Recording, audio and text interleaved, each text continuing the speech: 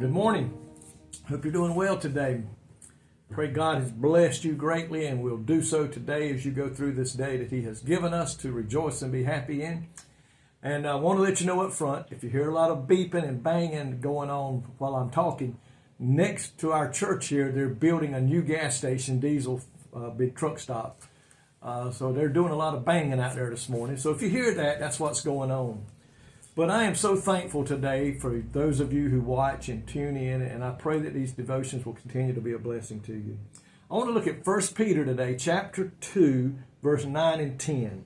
Listen to this in 1 Peter chapter 2, verse 9 and 10. But ye are a chosen generation, a royal priesthood, an holy nation, a peculiar people, that ye should show forth the praises of him who hath called you out of darkness into his marvelous light, which in times past were not a people, but are now the people of God, which hath not obtained mercy, but now have obtained mercy. Aren't you glad today that God's mercy and his love and all abides with us? But it says in this verse, we are a chosen generation. So think about it. Whenever the devil begins to make you feel like you're not worth anything because you're a child of God, you're missing out on the great things in life, you're missing out on all the fun, just think about that verse and look at him and say, nope, I am a chosen race. God has chosen me to be a part of his kingdom and his royal family. And he says, and not only that, but we are a royal priesthood.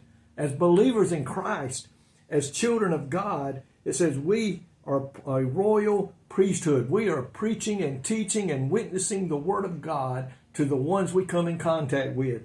Not only that, it says in that verse there that we are a holy nation, the church, the body of Christ, among all the believers in this world. As long as we believe what thus saith the word of the Lord in the Bible and believe it from front cover to the back cover, we are a part of a holy nation, the church, the body of Christ, a group of people who are set apart.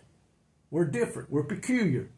The world don't understand how we can be so happy today in all the midst of all this trouble and confusion and worry and fear going on in the world today in a lot of people's lives, how Christians can have a smile on their face and a joy in their heart and celebrate each day as a gift of God, which it is.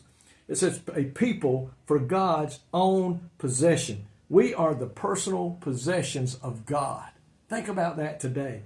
That because he sees us as precious, he sent his son to die on a cross so that we could be forgiven of our sins, and so in our place, so we could belong to him. And that's what we are today. We are part of the kingdom of God.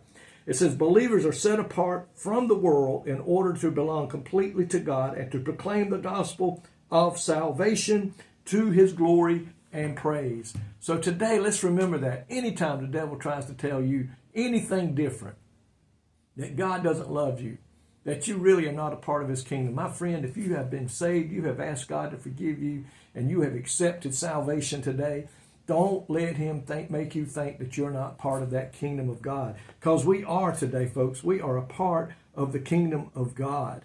And I am so thankful for that today, and I pray that you'll hold on to that thought. It says again, Jesus is now the head of a new race of people. And who's the new race? The Christians that are walking upon the face of this earth. And he has made us a part of his kingdom. And we need to remember that. Hold to that promise. Jesus said he would never let us go. He would never let go of us. He said, I'll be with you, I'll stay with you, and I'll hold to you.